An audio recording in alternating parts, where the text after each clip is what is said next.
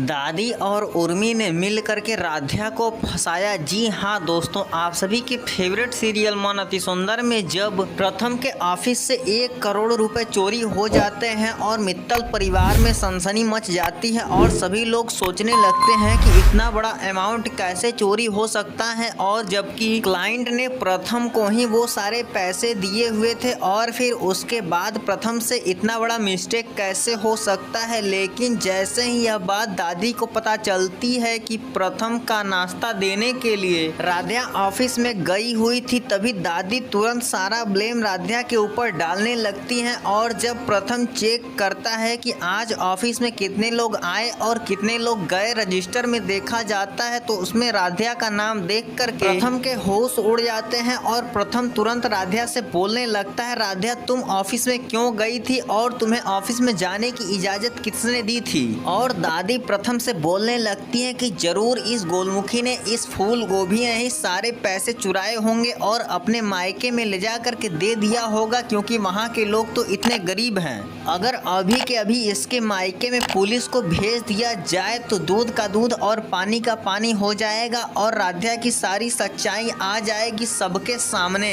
यह सुनने के बाद राध्या के घर पर पुलिस भेजने की तैयारी दादी करने लगती है और दादी राध्या को अपने बिछाए जाल में फंसाने की कोशिश करती हैं, लेकिन राध्या सभी लोगों से हाथ जोड़ करके माफी मांगने लगती है और बोलती है, मैंने ऐसा कुछ भी नहीं किया है और न ही मैं अपने मायके गई थी। आप लोग प्लीज ऐसा मत करिए, मेरे मायके में मेरे घर पर पुलिस को मत भेजिए, नहीं तो मेरे घर वालों को कितना बड़ा ठेस लगेगा और वो लोग क्या सोचेंगे। और तभी तुरंत दादी जो होती है वह राध्या के भाई सोनू पर सारा ब्लेम डालने लगती हैं और यह बोलने लगती है कि तब राध्या का भाई सोनू ही इस पैसे को चुराया होगा। और वहीं दूसरी तरफ ओमकार को यह चिंता होने लगती है कि अब बैंक का लोन कैसे चुकाया जाएगा और इतना बड़ा अमाउंट खो गया है, यह सब कैसे कवर अप होगा। हालांकि वहीं दूसरी तरफ राध्या को बेगुनाह होने के बाद भी मित्तल परिवार में दादी और उर्मी सारा ब्लेम राध्या के ऊपर डालती रहती हैं और राध्या अपने आप को बेगुनाह साबित करने में लगी रहती है। हालांकि दोस्तों, अगर आप लोग भी जानते हैं कि राध्या बेगुनाह है और राध्या का सच आ जाए पूरे मित्तल परिवार के सामने, तो अभी के अभी इस वीडियो को एक लाइक करके चैनल को सब्सक्राइब करिए और कमेंट बॉक्स में आई सपोर्ट राध्या लिख करके राध्या को बता दीजिए राध्या बिल्कुल बेगुनाह है और अपने हक की लड़ाई लड़ करके मित्तल परिवार में जीत जाएगी और अपने आप को बेगुनाह साबित करने के बाद असली सच जो है वह दादी के सामने ले आ करके ही मानेगी। हालांकि वहीं दूसरी तरफ रजनी जो होती है वह राध्या का साथ देती है और बता देती है सबको कि राध्या कभी भी ऐसा नहीं कर सकती है और राध्या के मन में बिल्कुल भी खोट नहीं है, तो आप लोग प्लीज राध्या के घर पर पुलिस को मत भेजिए। और हमें अच्छे तरीके से पता है कि राध्या यह सब बिल्कुल भी नहीं कर सकती है। अभी समय है, पुलिस को बुला करके अच्छे तरीके से छानबीन कराते हैं और इतनी बड़ी रकम अगर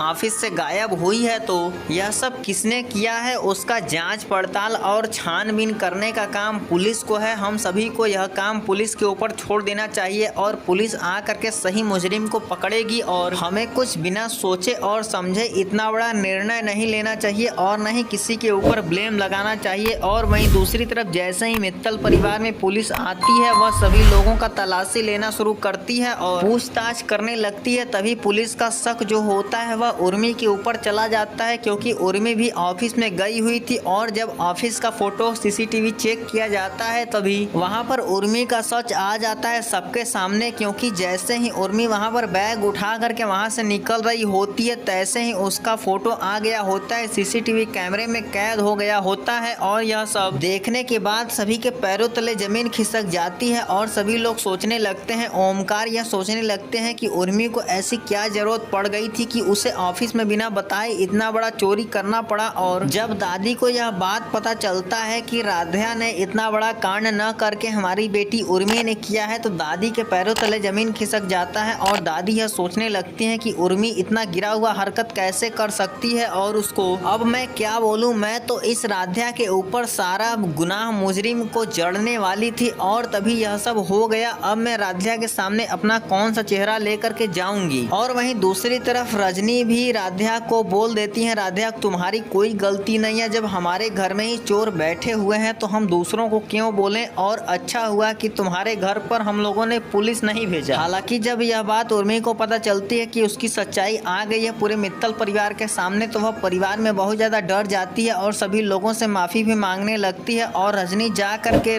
प्रथम से बोल देती है, प्रथम बेटा तुम्हारी और राधिया की इसमें कोई भी गलती नहीं है, और राधिया जा करके तुम माफ़ी मांगो, और राधिया की कोई भी गलती नहीं है, उसने तो सारा आटा पीस दिया था, दादी ने ही तुम्हारे 3, 5, 13 करके उसको फंसाया है। हालांकि वहीं दूसरी तरफ ओमकार भी राधिया से माफ़ी मांगने लगते हैं और बोल देते हैं, राधिया न जाने हमने तुम्हें क्या क्या बोल दिए जाने अनजाने में, उसके लिए हमें माफ़ कर देना और गलती को भी क्षमा कर देना। हालांकि दोस्तों अगर आप लोगों ने अभी तक प्रथम और राधिया के लिए इस वीडियो को लाइक करके चैनल को सब्सक्राइब नहीं किया है तो अभी के अभी कर दें, मोन अति सुंदर के आने वाले एपिसोड को सबसे पहले देखने के लिए।